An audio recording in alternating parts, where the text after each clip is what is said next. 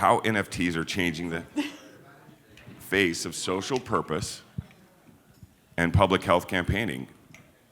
Rakhee, Shah, and Emma Ockelford.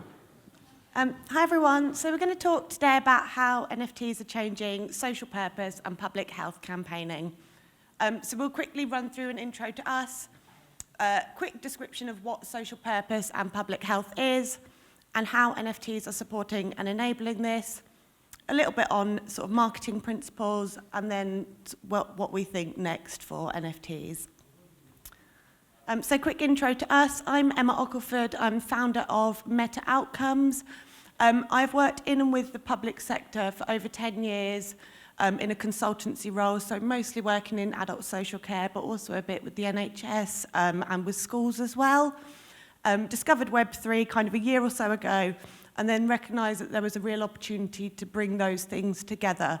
So I'm now working with some local authorities to think about the role of Web3 tech within their services. Hi everyone, and I'm Rakhee. I've got a background in social purpose and public health campaigning, having run campaigns for Public Health England and NHS England and various government bodies for about 10 years. I've jumped 2 feet first into Web3, having discovered it around 10 months ago now. So really interested in marketing, so I run a Web3 marketing podcast. I'm also co-founder of Gold Bangle Club, which is an NFT project looking to onboard more South Asian women into the space, and spend a lot of my spare time researching social purpose and public health in NFTs as well. Fab. So what is social purpose? Some people might also know this as kind of social impact, but they're projects, things that have a real focus on kind of public well-being and doing something for the public good with a positive force and that has a positive impact on society. And that can be really varied, so that can be from kind of very small local communities and populations to something kind of much larger that could be kind of impacting at a global scale. And if we're thinking about what public health is, that's really focusing on the health of a population as a whole. And again, that can be very kind of small populations, local communities, for example, but could also be kind of national population.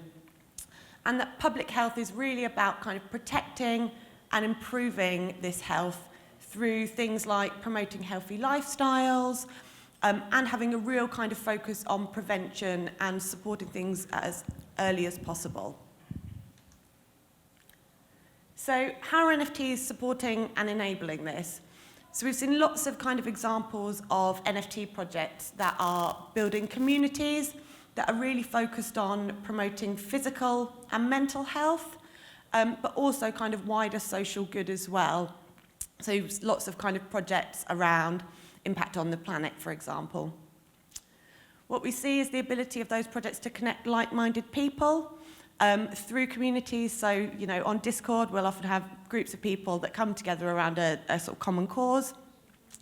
And then being able to reward that engagement and activity through tokenized incentives, for example. And then I think we've seen across a lot of different projects that focus on charity and charitable donation. And so that can be projects working sort of directly with a charity or making sort of donations from their mint funds. So a couple of examples of seeing this in practice. One of them sitting more in the social purpose space and one more in the public health space. So Gala Girls is a project using NFTs to power safer neighbourhoods worldwide. It's a project that was started by a forensic scientist that was actually she was just getting sick and tired of turning up to crime scenes, like frankly, too late. And she thought that there was something preventative that could be done in the space, specifically looking at domestic and physical violence. And what I love about this project is the simplicity. Literally, by buying into the PFP project, you get access to a number of different courses. One of them being, for example, helping to keep children safe online. Another one being, for example, helping to spot the signs of physical and domestic abuse. So literally, you buy into the project, you get access to these courses, and it's a really kind of safe, neat, a really sort of simple, neat way to achieve that goal of helping to create safer neighbourhoods. The Discord in that community is really interesting, because what I've heard is that, you know, it is a space where people are basically just opening up about their experiences, and building on what Marianne was just talking about a second ago in her talk around, well, you know, actually needing someone in those spaces to help people keep safe in terms of their mental health. I think that's definitely one of the pitfalls of Gala Girls, and something that they can definitely build on. 4 minutes left. EY, using the blockchain to make blood donation more effective. This is a really interesting project. So anyone that knows anything about blood donation will know that it's a fairly kind of complicated process involving a number of different processes and a number of different journey stops from donor to recipient. And what EY have done working with the Canadian Blood Service is sort of put that whole process onto the blockchain by simple kind of barcode that's scanned. So every time something happens to that blood, or every time that kind of blood makes a stop in its journey, it's scanned, and that information is just popped up onto the blockchain. Obviously, the blockchain being immutable, you know, kind of easy access, immediately available, so many kind of benefits there.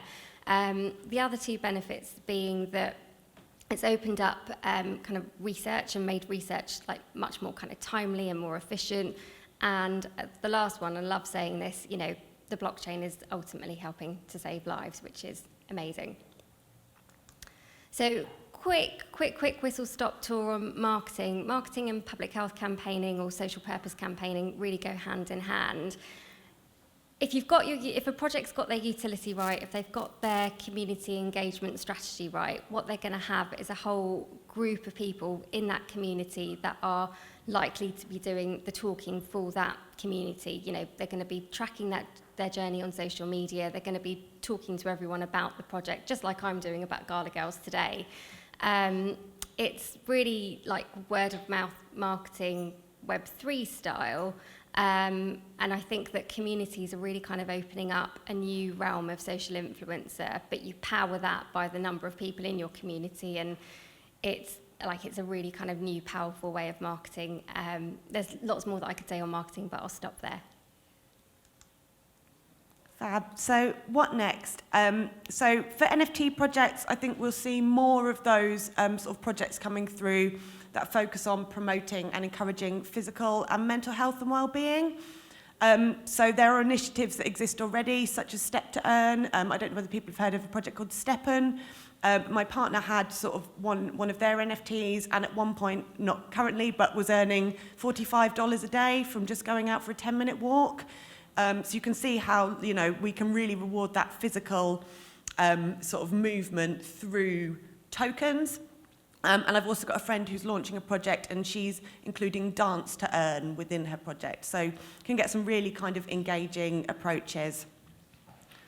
And then, as Rakhee said, kind of really using the power of community to drive and promote active change to improve public health and well-being. So I think we'll still sort of continue to see that community approach and the real kind of use of people coming together around a common purpose. And then finally, healthcare data, just akin to the EY example, blockchain making it, you know, almost impossible to mimic or manipulate or falsify data, and that's opening up so many possibilities for the exchange and storage and access of data.